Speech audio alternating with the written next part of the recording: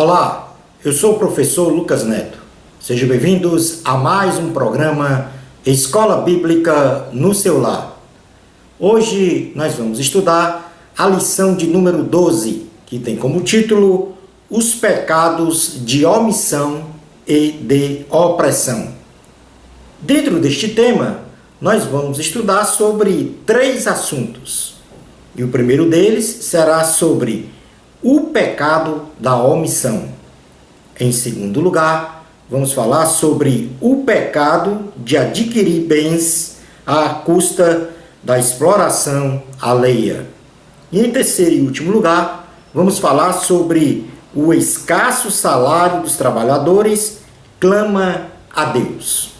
Vamos então dar início à nossa aula de hoje.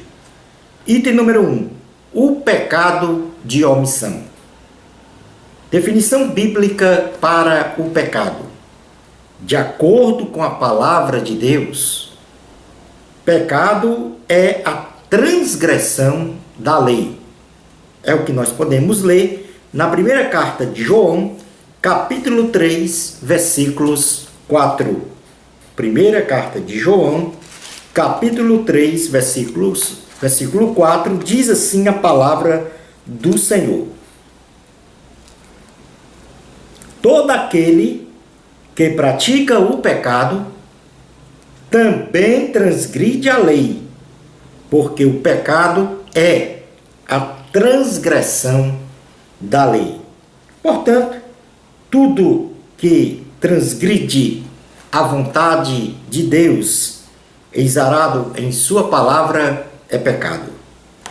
A Bíblia Sagrada descreve claramente o pecado como o erro do alvo, a falsidade, a violação da verdade dos preceitos divinos, a revolta, a maldade, a desobediência, a transgressão, a ilegalidade, a iniquidade, a injustiça e etc, etc, etc. Todos registrados na Bíblia Sagrada. Vamos falar agora um pouco sobre o pecado da comissão. O pecado da comissão. O pecado da comissão caracteriza-se quando conscientemente violamos deliberadamente o padrão divino da verdade exarada na Bíblia Sagrada. Ou seja, sabemos que Deus condena uma prática e mesmo assim a praticamos na plena consciência disto. Vamos então ver um exemplo notório deste tipo de pecado, o pecado da comissão, em Gênesis, em todo o capítulo 3 de Gênesis, que é o pecado de Adão e Eva, efetivado no Éden. Gênesis capítulo 3, vamos ler todo este capítulo para compreendermos sobre a queda do homem. Diz assim a palavra do Senhor: mas a serpente, mais sagaz que todos os animais selváticos que o Senhor Deus tinha feito, disse à mulher: é assim que Deus disse? Não comereis de toda a árvore do jardim? Respondeu-lhe a mulher: do fruto das árvores do jardim podemos comer, mas do fruto da árvore que está no meio do jardim, disse Deus: dele não comereis, nem tocareis nele, para que não morrais. Então a serpente disse à mulher: é certo que não morrereis, porque Deus sabe que no dia em que dele comerdes, se vos abrirão os olhos, e como Deus, sereis conhecedores do bem e do mal. Vendo a mulher que a árvore era boa para se comer, agradável aos olhos, e árvore desejável para dar entendimento, tomou-lhe do fruto e comeu, e deu também ao marido, e ele comeu. Abriram-se então os olhos de ambos, e percebendo que estavam nus, coseram folhas de figueira e fizeram cintas para si. Quando ouviram a voz do Senhor Deus, que andava no jardim, pela viração do dia, esconderam-se da presença do Senhor Deus, o homem e sua mulher, por entre as árvores do jardim. E chamou o Senhor Deus ao homem, e lhe perguntou: onde estás? Ele respondeu: ouvi a tua voz no jardim, e porque estava nu, tive medo e me escondi. Perguntou-lhe Deus: quem te fez saber que estavas nu? Comeste da árvore de que te ordenei que não comesses? Então disse o homem: a mulher que me deste por esposa, ela me deu da árvore, e eu comi. Disse o Senhor Deus à mulher: que é isso que fizeste? Respondeu a mulher: a serpente me enganou e eu comi. Então o Senhor Deus disse à serpente: visto que isto fizeste, maldita és entre todos os animais domésticos, e o és entre todos os animais selváticos. Rastejarás sobre o teu ventre, e comerás pó todos os dias da tua vida. Porém, inimizade entre ti e a mulher, entre a tua descendência e o seu descendente. Este te ferirá a cabeça, e tu lhe ferirás o calcanhar. E a mulher disse: multiplicarei sobremodo os sofrimentos da tua gravidez. Em meio de dores darás à luz filhos. O teu desejo será para o teu marido, e ele te governará. E a Adão disse: visto que atendeste a voz de tua mulher, e comeste da árvore que eu te ordenara não comesses, maldita é a terra por tua causa. Em fadigas obterás dela o sustento durante os dias de tua vida. Ela produzirá também cardos e abrolhos, e tu comerás a erva do campo.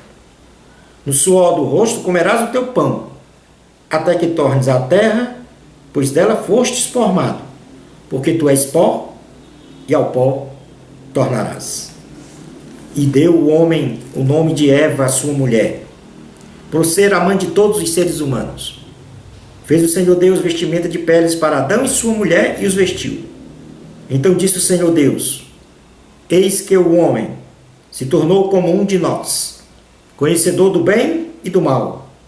Assim que não estenda a mão, e tome também da árvore da vida, e coma e viva eternamente. O Senhor Deus, por isso, o lançou fora do jardim do Éden, a fim de lavrar a terra de que fora formado. E expulso o homem, colocou querubins ao oriente do jardim do Éden, e ao refugir de uma espada que se revolvia para guardar o caminho da árvore da vida. Portanto, aqui há um pecado da comissão, onde Deus ordenara a Adão e Eva que não comessem da árvore do conhecimento do bem e do mal. E assim desobedeceram ao Senhor. Comeram do fruto da árvore. E por isso mesmo foram expulsos do paraíso. Sabiam que não deviam comer, mas comeram, desobedecendo o Senhor. Está aí caracterizado o pecado da comissão. O pecado da desobediência de Adão e Eva, que acabamos de ler, de modo inevitável, separou o homem de Deus e trouxe amargas consequências a toda a criação, que até hoje geme. É o que nós podemos ler na carta aos Romanos, em seu capítulo 8, versículos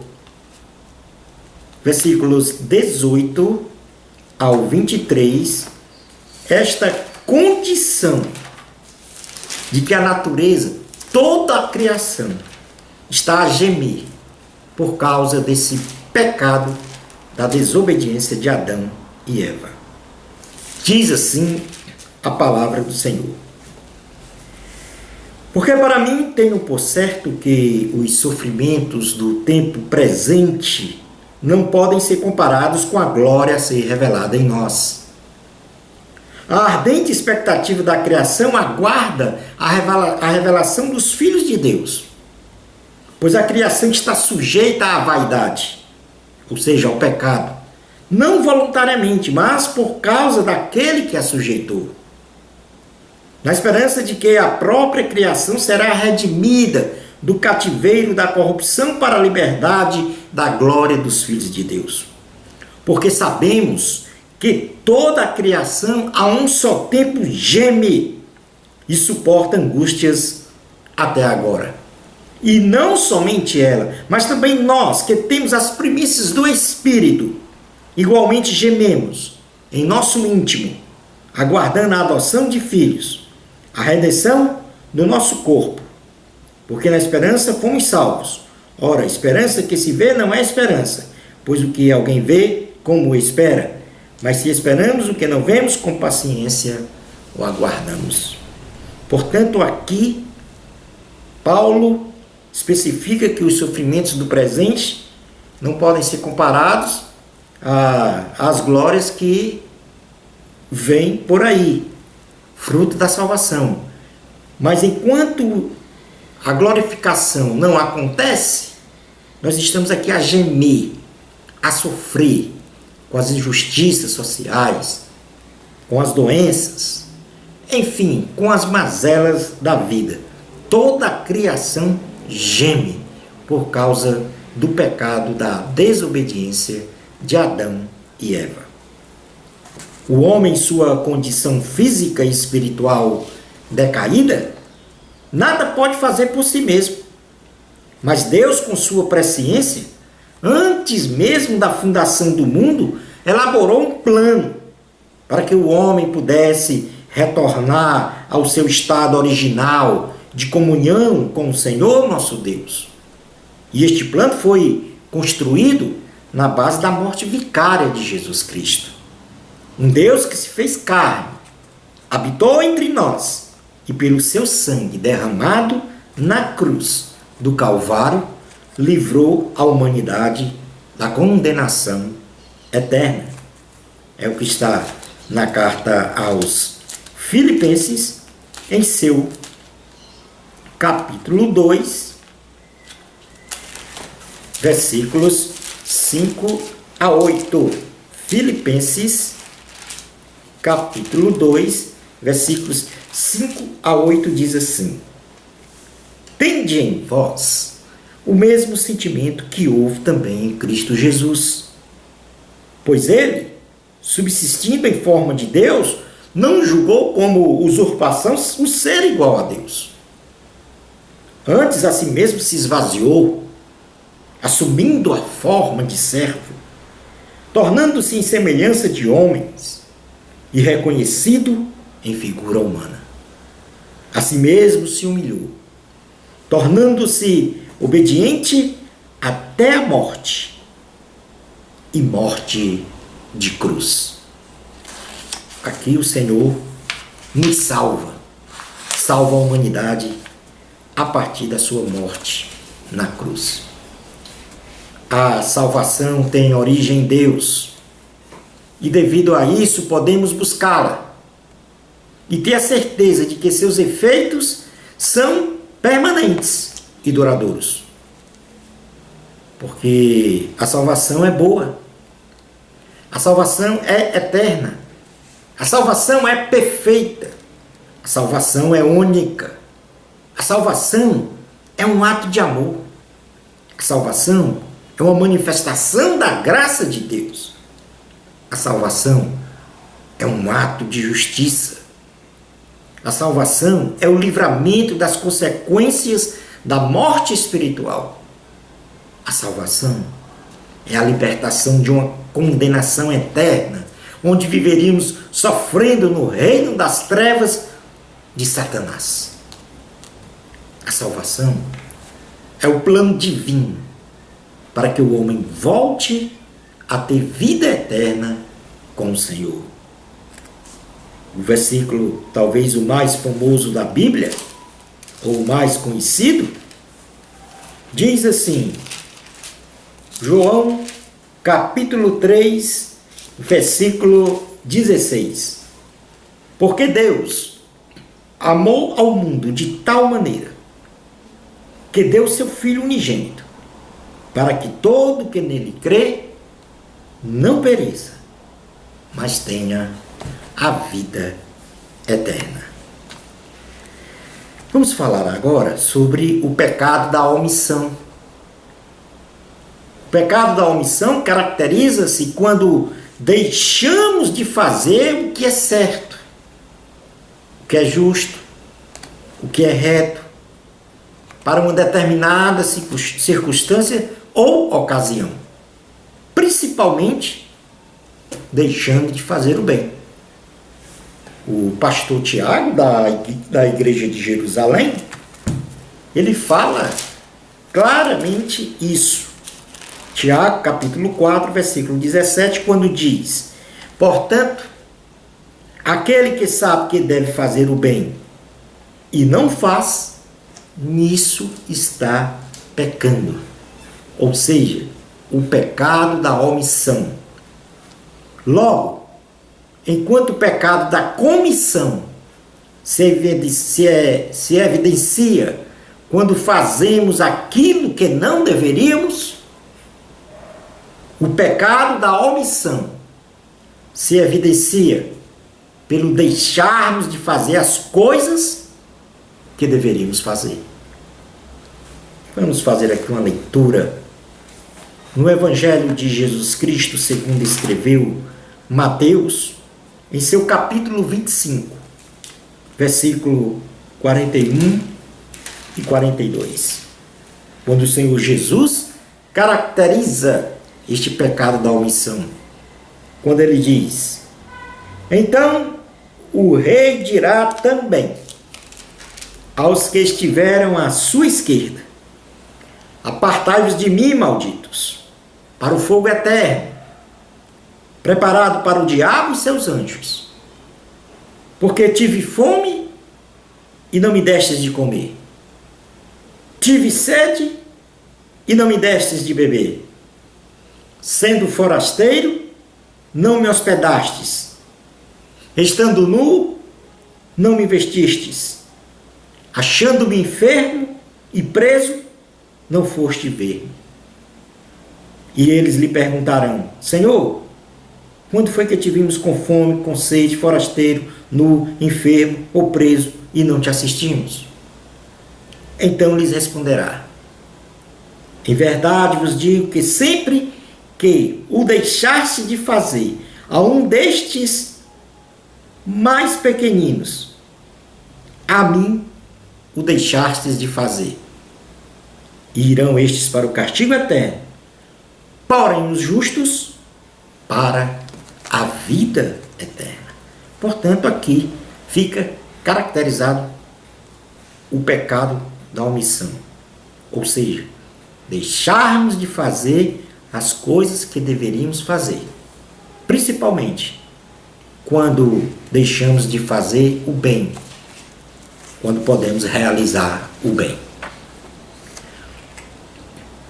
Indo agora para o item 2 da lição, o pecado de adquirir bens à custa da exploração alheia, o pastor Tiago adverte aos ricos da igreja de Jerusalém que suas riquezas foram adquiridas por causa da injustiça, foram adquiridas por causa da iniquidade, por causa do engano, do sofrimento alheio, das defraudações de seus empregados, ou às custas de roubos, matando os justos.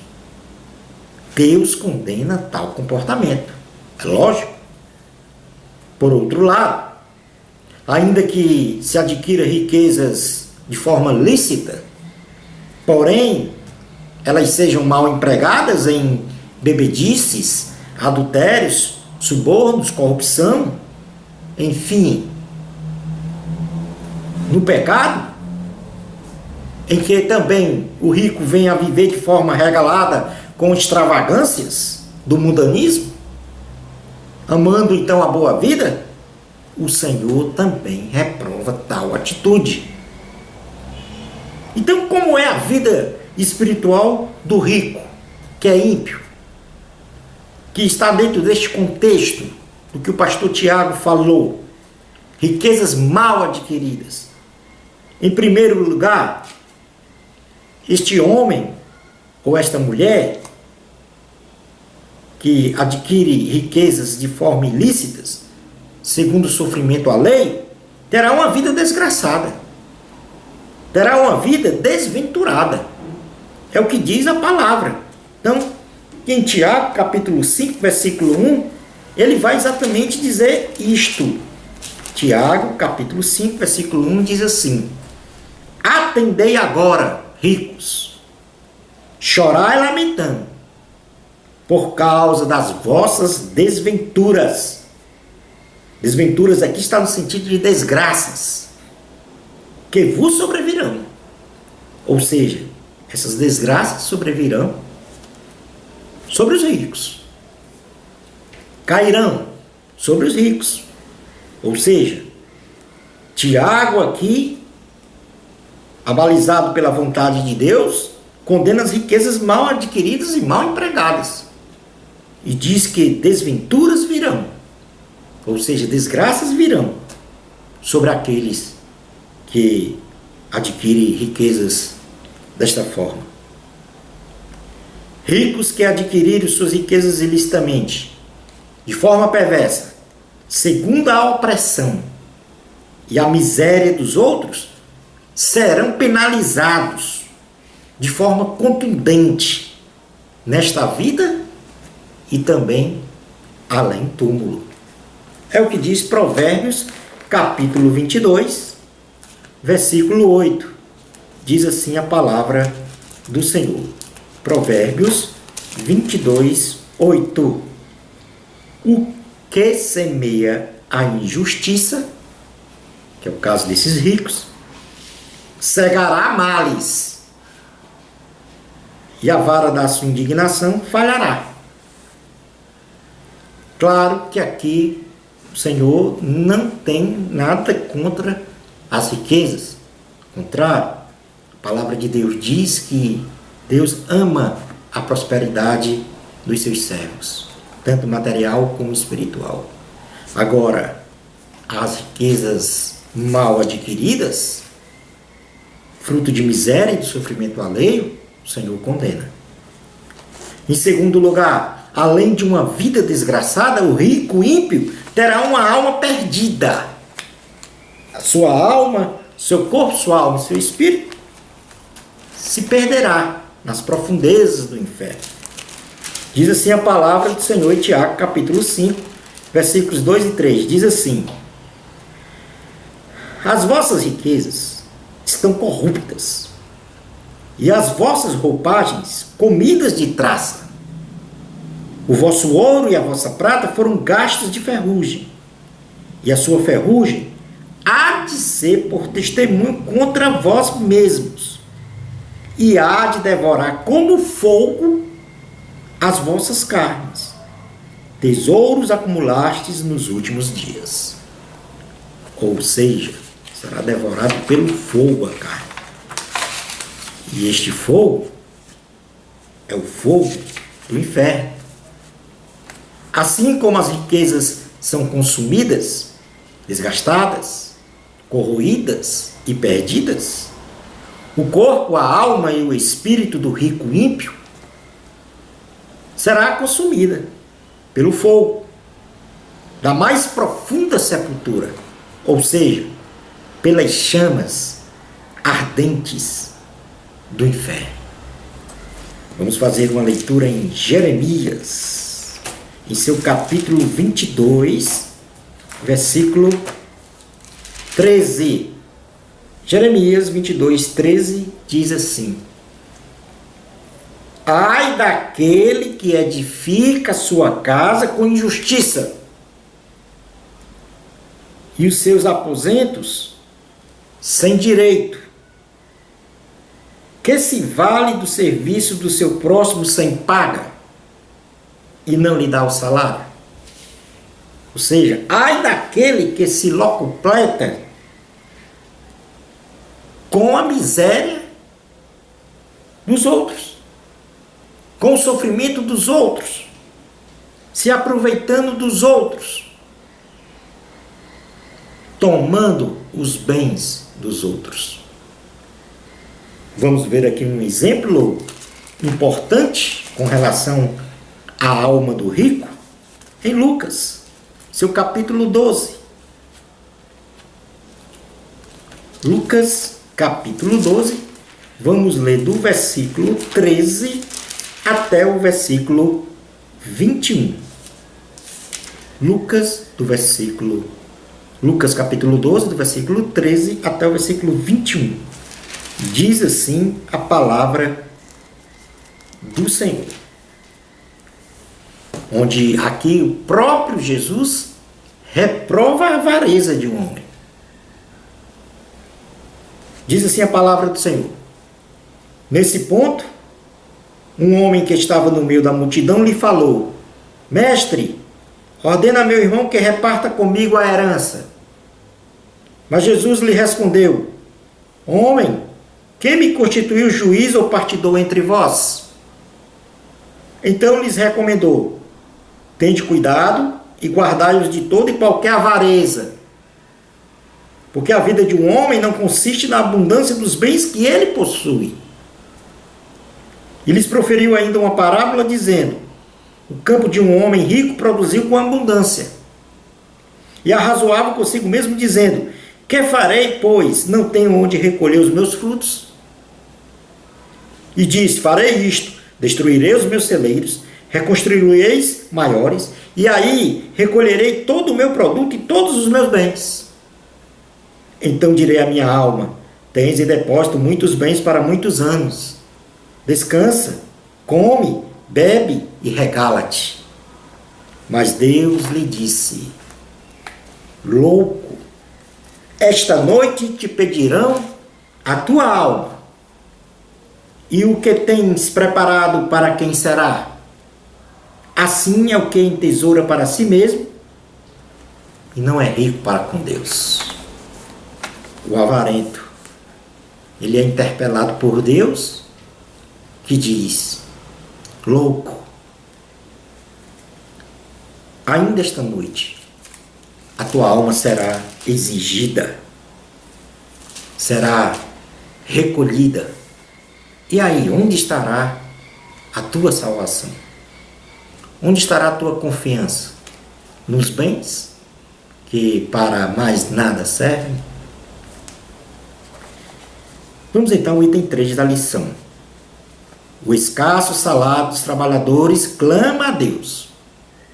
Existem homens que se enriquecem ilicitamente e passam a viver regaladamente de forma extravagante, às custas do suor e sangue dos trabalhadores, pois não pagam salários justos, defraudam os seus benefícios sociais, ou seja, os benefícios sociais dos trabalhadores. Eles impõem pesada opressão e cobranças indevidas de produtividade aos trabalhadores. Estes patrões não protegem os seus trabalhadores dos riscos de acidentes e também das doenças ocupacionais. Mas a palavra de Deus diz que Deus ouve o clamor dos trabalhadores oprimidos pelos seus patrões. E certamente Deus sentenciará com sua justiça aqueles que praticam injustiça com os seus assalariados colaboradores. É o que diz Tiago, capítulo 4, versículos 4 a 6. Diz assim a palavra do Senhor. Tiago, capítulo 4, Tiago, capítulo 5, versículos 4 a 6. Tiago, capítulo 5, versículos 4 a 6. Diz assim: Eis que o salário dos trabalhadores que ceifaram os vossos campos e que por vós foi retido com fraude está clamando. E os clamores dos ceifeiros penetraram até os ouvidos do Senhor dos Exércitos. Tendes vivido regaladamente sobre a terra. Tendes vivido nos prazeres. Tendes engordado o vosso coração em dia de matança. Tendes condenado e matado o justo, sem que ele vos faça resistência. Homens que oprimem homens, que vivem às custas dos trabalhadores. Deus exorta o patrão a tratar os seus empregados com justiça e decência.